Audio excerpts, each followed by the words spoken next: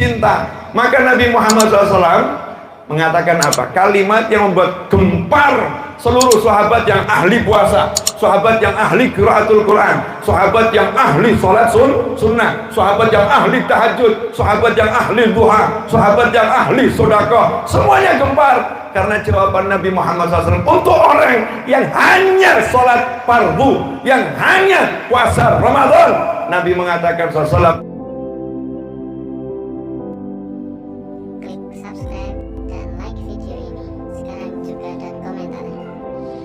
makanya jangan pernah sombong dengan sholat kita, meskipun kita wajib sholat sebanyak mungkin, sebaik mungkin, sholat sebaik mungkin, sunnahnya sebanyak mungkin, puasa sebagus mungkin, sunnahnya sebanyak mungkin, zakat dikeluarkan dengan benar, sedekahnya sebanyak mungkin. Tapi jangan pernah merasa sudah pasti masuk surga dengan semua itu. Jangan pernah merasa lebih hebat dari orang lain dengan semua itu. Kenapa? Karena surga itu yang masuk surga karena rahmatnya Allah Subhanahu wa ta'ala. Kalau disayang sama Allah, diterima oleh Allah Subhanahu wa ta'ala, baru diizinkan masuk surga, dan itu yang tahu hanya Allah Subhanahu wa ta'ala. Tapi ada satu jalan setelah kita semua beramal soleh, setelah kita sungguh-sungguh dalam mengejar surganya Allah Subhanahu wa ta'ala, wa rahmati qaribum minal muhsinin, sebagaimana Allah nyatakan, dan rahmatku sungguh dekat dengan orang-orang yang suka berbuat baik, orang yang suka sholat, orang yang suka puasa, orang yang suka zakat dan sedekah, orang yang suka zikir, orang yang suka senyum, orang yang suka menolong orang lain,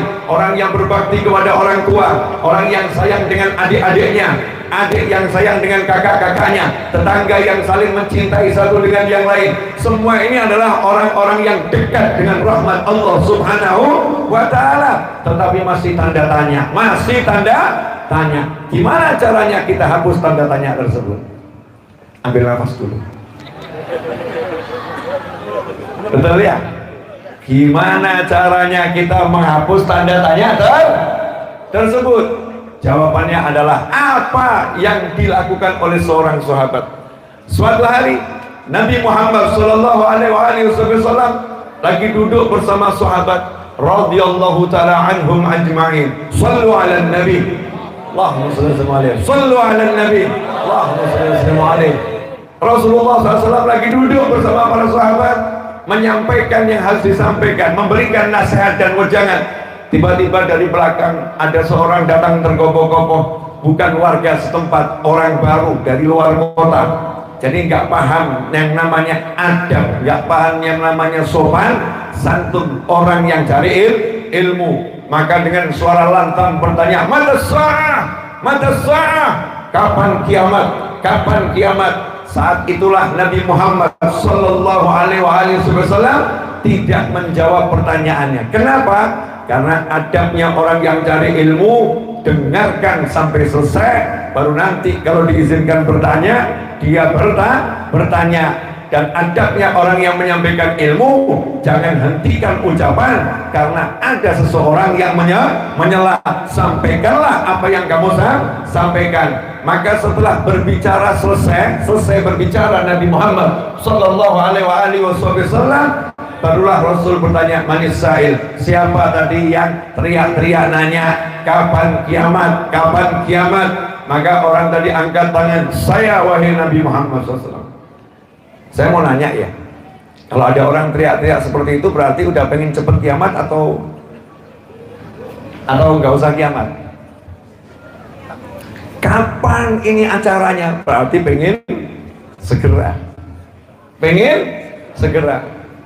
Nah, kenapa dia pengen segera? Dalam tafsir sufi, ini versinya ahli ma'rifah. Karena orang dusun tadi hatinya udah cinta sama Allah Ta'ala, hatinya cinta dengan Nabi Muhammad SAW. Dia nggak pengen lama-lama ketemu Allah Ta'ala, pengen segera bisa ketemu Allah Subhanahu wa Ta'ala. Sementara dia paham untuk ketemu Allah itu prosesnya panjang, ada yang namanya kematian, setelah itu alam barzah. Nah, kalau kiamat belum tiba, alam barzah belum selesai. Kiamat tiba, baru alam barzah akan diakhiri, berganti dengan hari kebangkitan. Setelah itu padang mahsyar, setelah itu yaumul hisab, setelah itu baru surga dan neraka. Masuk surga baru bisa bertemu dengan Allah Subhanahu wa ta'ala dengan cara yang hanya dipahami oleh Allah, dan maha suci Allah dari segala penyumpaan kepada makhluk. Maka nanya kapan kiamat, kenapa nggak mau lama-lama di kuburan, pengen cepet ya, mata sah, karena hatinya udah sangat cinta. Ini bisa diketahui dari mana? Dari jawabannya. Ternyata sampai hari ini saya buka begitu banyak kitab hadis, saya tidak menemukan Nabi Muhammad SAW menjawab pertanyaannya. Kan nanyanya kapan kiamat ya? Ada nggak jawaban Nabi Muhammad SAW? Nggak ada. Di situ ada pelajaran, tidak semua pertanyaan harus dijawab. Tidak semua pertanyaan harus dijawab. Tapi berilah jawaban sesuai yang dibutuhkan. Berilah jawaban sesuai yang dibutuhkan. Misal nih istri nanya, Pak, gajinya berapa? Ya nggak perlu dijawab. Butuh apa? Kalau butuhnya cuma beli kerudung, kasih aja kerudung, nggak usah jelaskan berapa gajinya. Paham ya Pak ya? Nah, tapi kalau ternyata butuhnya beli rumah, nah itu boleh dijelasin, gaji nggak cukup, kan begitu ya? Gajinya nggak cukup. Nggak semua pertanyaan harus dijawab, tapi berikan yang dibutuhkan, itu yang lebih penting. Al-alim, orang yang alim, yang paham begitu, yang paham begitu. Misalnya nih Bu, suami nanya, nanti malam mau masak apa? Berarti tandanya nanti malam suami pengen makan di rumah, betul begitu kan? Ya, ibu nggak usah menjelaskan pengen ini, pengen macam-macam, nggak usah. Cukup kasih informasi yang sederhana. Apa yang kamu inginkan sudah kusiapkan. Selesai. Jangan banyak nanya, pengennya apa? Ini atau itu. Diskusi bab makanan nggak selesai, malamnya ternyata nggak dimasakkan. Ada nggak yang model begitu Pak? Oknum ya, oknum. Ya, ada oknum model seperti itu. Terus malam bilang, yuk kita keluar. Ya capek lagi. Padahal mau di rumah, nggak mau keluar. Nggak semua pertanyaan harus dijawab. Tapi yang dibutuhkan kasih. Yang dibutuhkan kasih. Maka Nabi Muhammad SAW nggak jawab pertanyaannya, justru balik bertanya. Ngapain kamu nanya-nanya kapan kiamat?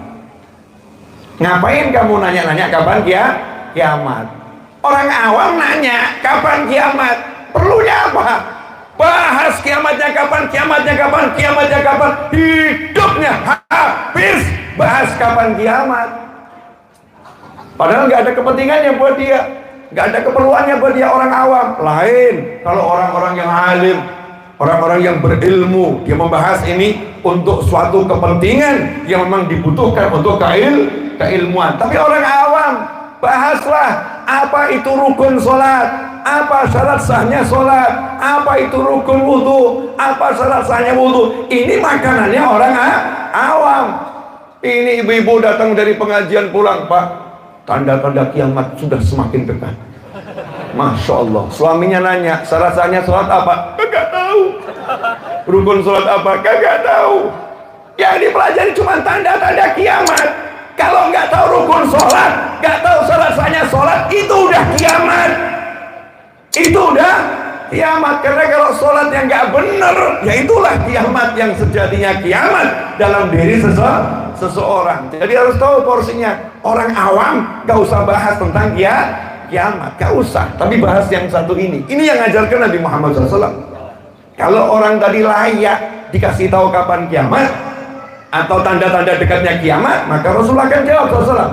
Seperti ketika datang seseorang pakai baju serba putih, wajahnya juga bersih, ya, rambutnya hitam, ya, hitam menyala bersinar, duduk di hadapan Nabi Muhammad SAW. Kemudian nanya, mal Islam, mal iman, mal ihsan. Tanya apa itu Islam, apa itu iman, apa itu ihsan. Sama Nabi Muhammad SAW, satu persatu pertanyaannya dijawab. Terakhir orang tadi nanya, mata sa'ah, kapan kiamat? Nanya yang sama. kapan kiamat? Maka Nabi Muhammad SAW jawabannya sangat indah. Mal mas'ul anha bi'alam minas sa'il, atau kama qala sallallahu. Mohon maaf, yang ditanya tidak lebih tahu daripada yang bertanya. Nabi tawadhu, merendahkan diri, tapi, nah ada tapinya, saya akan beritahu ciri-ciri kalau kiamat sudah dekat, tanda-tandanya kalau kiamat sudah dekat. Kemudian disebutkan beberapa tanda-tanda kiamat sudah dekat. Setelah itu orang itu pergi dan mengatakan sodakta, sodakta, sodakta. Setiap jawaban dibilang benar kamu, benar kamu, benar kamu. Pergi sahabat, heran siapa orang ini. Setelah beberapa hari Nabi Muhammad SAW duduk dengan Sayyidina Umar bin Khattab radhiyallahu ta'ala anhu. Kemudian Rasulullah bertanya, wahai Umar, tahu nggak kamu orang yang kemarin datang nanya-nanya apa itu Islam, apa itu iman, apa itu ihsan, kapan kiamat? Tahu nggak kamu siapa orang itu? Allah wa Rasuluhu a'lam. Itulah adabnya para sahabat. Allah dan Rasulnya lebih ngerti. Maka Nabi Muhammad SAW menjawab, ketahuilah dia adalah malaikat Jibril atakum, sengaja datang kepada kalian semua untuk mengajarkan kepada kalian hal-hal yang menjadi perkara agama kalian. Karena itulah Islam, iman, ihsan disebut sebagai arkanuddin, tiang-tiangnya agama. Di situ malaikat Jibril nggak ngajar, tapi Rasul mengatakan mengajarkan. Kenapa? Karena ada cara mengajarnya orang alim dengan cara bertanya kepada orang yang lebih alim agar yang lebih alim yang mengajarkan. Itu namanya mengajarkan menggunakan lisannya orang lain. Begitu yang nanya ini orang alim bukan orang awam. Nabi Muhammad SAW merendahkan diri meskipun beliau tahu kapan kiamat akan terjadi, tapi nggak boleh dibuka rahasianya kepada siapapun. Karena itu Rasul tidak mengatakan saya tidak tahu. Ini ilmu ya. Nah, nggak ada jawaban Nabi Muhammad SAW mengatakan maaf saya nggak tahu gitu ya. Tapi yang ada Pak, mas'ul anha bi'alam yasail, atau kama qala sallallahu. Yang ditanya tidak lebih tahu daripada yang bertanya. Tidak lebih tahu. Ilmuku sama ilmu kamu kelihatannya aku nggak lebih tahu dari kamu. Merendahkan diri. Kenapa semacam itu? Karena itulah sifatnya orang yang alim, sifatnya Nabi Muhammad SAW. Tapi ciri-cirinya dikasih tahu. Misal begini, ada orang nanya sama saya, Habib, ya saya mau nanya sama Habib, boleh silahkan. Habib tahu nggak rumahnya Pak Andi? Saya jawab, saya tidak lebih tahu dari kamu. Saya tidak lebih tahu dari kamu. Cuman saya jelaskan ya ciri-ciri rumahnya. Oh rumahnya itu begini, oh itu begini, begini, begini, begini, begini. Semua ciri-cirinya saya jelaskan. Berarti saya tahu nggak? Berarti saya tahu nggak? Itu semua asratus sa'ah, ciri-ciri kiamat dijelaskan oleh Nabi Muhammad SAW. Berarti Rasulullah tahu nggak? Tahu, tapi nggak boleh ngasih tahu. Nah kenapa saya ngomong seperti ini? Ternyata kalau malaikat Jibril yang nanya, orang alim yang nanya, Nabi Muhammad SAW menjelaskan. Tapi yang bertanya orang awam dari dusun, kurang paham agama, maka Rasul tidak menjelaskan ciri-ciri kiamat. Yang dijelaskan justru ini, ma'adadallaha. Kamu nanya-nanya kiamat, emangnya udah punya persiapan apa untuk menghadapi kiamat? Jadi orang model seperti kamu nggak usah bahas kiamatnya kapan, yang penting siap, gitu aja. Kalau kiamat datang sekarang siap, datang besok siap, datang kapanpun siap. Inilah makom kita orang awam. Jangan sibuk bahas tanda-tanda kiamat, sibukkan dirimu mempersiapkan kalau kiamat datang kamu siap. Perbaiki sholat, perbaiki puasa, perbaiki birrul walidain, perbaiki hubungan dengan tetangga, perbaiki hubungan dengan anak, perbaiki hubungan dengan sesama manusia. Jujurlah dalam bekerja, tinggalkan yang haram, ambil yang halal. Itulah porsi kita orang awam. Gak usah mikir kiamat kapan, gak usah mikir. Kalau waktunya datang. Kalau udah waktunya datang pasti akan datang. Ma'adadalah, kamu punya persiapan apa menghadapi kiamat? Jawabannya mengagetkan. Nanya kapan kiamat, tapi setelah ditanya jawabannya seperti ini, jujur sekali. Maaf ya Rasulullah SAW, saya nggak punya sholat sunnah banyak. Sholat saya cuma yang wajib-wajib saja. Saya nggak punya puasa sunnah banyak. Puasa saya yang wajib-wajib saja. Tapi saya punya sesuatu. Apa? Aku cinta Allah dan Rasulnya. Aku cinta Allah dan Rasulnya Sallallahu Alaihi Wasallam. Kalimat ini kira-kira bertentangan atau enggak ini? Bertolak belakang ya. Kalau cinta Allah, cinta Rasul SAW, seharusnya sholat sunnahnya banyak enggak? Banyak. Puasa sunnahnya banyak enggak? Banyak. Tetapi ini di hadapan Nabi Muhammad SAW terang-terangan mengatakan, aku nggak punya sholat sunnah banyak, aku nggak punya puasa sunnah banyak, aku hanya punya sholat yang wajib, hanya puasa yang wajib Ramadan. Yang lain aku nggak punya, tapi aku punya hati yang cinta Allah dan Rasulnya Muhammad Sallallahu Alaihi Wasallam. Berdasarkan hadis ini, maka ulama mengatakan, ya, amaliyah lahiriah ini bukan syarat untuk adanya cinta dalam hati. Amaliyah lahiriah bukan syarat untuk cinta dalam hati. Contoh, Bu, ibu cinta sama suami, cinta ya Bu?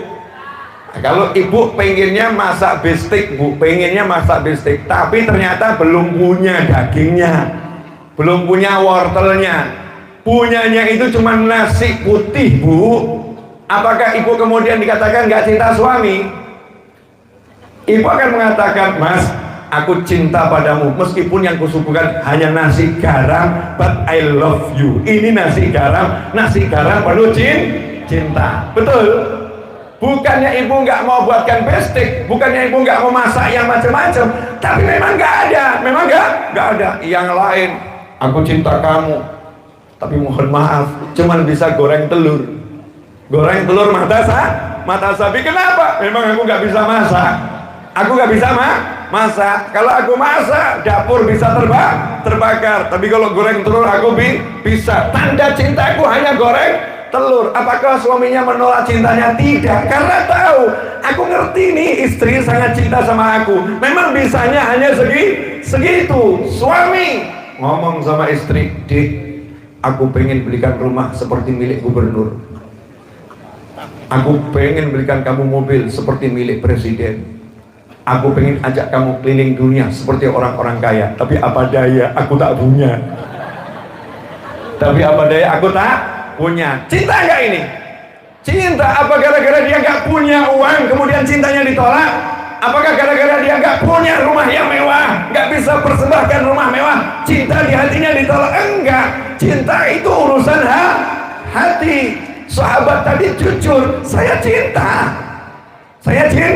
tapi jujur saja, nafsu saya belum bisa diajak berdamai untuk banyak-banyak sholat sunnah, untuk banyak-banyak puasa sunnah. Yang penting yang wajib saya jalankan. Hati saya cinta. Apa kata Nabi Muhammad SAW? Apakah Rasul mengatakan, katanya cinta kok seperti itu? Palsu. Apa begitu? Nah, itu oknum ibu-ibu itu. Katanya cinta, belikan motor aja nggak mampu. Katanya cinta, ya belikan mobil aja nggak mampu. Katanya cinta, ngontrak rumah aja nggak bisa, numpang mertua. Katanya cinta. Palsu sama bibirnya maju, palsu. Oknum ibu, betul. Ada juga yang suami ngomong sama istrinya, katanya cinta, tapi kamu nggak pernah itu berdandan di rumah, nggak pernah berdandan di rumah. Istri yang ngebantin, mau dandan pakai apa? Ini beli uangnya dari mana? Bedak juga nggak punya. Terus suaminya ngoceh terus, katanya cinta, tapi nggak pernah masakin aku. Mau masak dari mana? Uang buat dapur juga nggak dikasih. Katanya cinta, palsu. Beda tipe ya, palsu. Kalau istri palsu, kalau suami palsu. Ini dua manusia ini nggak beres. Kalau yang beres paham, saya tahu hatinya cinta. Maka Nabi Muhammad SAW mengatakan apa? Kalimat yang membuat gempar seluruh sahabat yang ahli puasa. sahabat yang ahli qiraatul Quran, sahabat yang ahli salat sunnah, sahabat yang ahli tahajud, sahabat yang ahli duha, sahabat yang ahli sedekah, semuanya gempar karena jawaban Nabi Muhammad SAW untuk orang yang hanya salat fardu, yang hanya puasa Ramadan. Nabi mengatakan SAW, anta ma'aman ahbabta. Jangan khawatir, kamu akan dikumpulkan bersama yang kamu cinta. Masya Allah. Jangan pernah kecewakan orang yang jatuh cinta karena tak berharta. Kan begitu ya?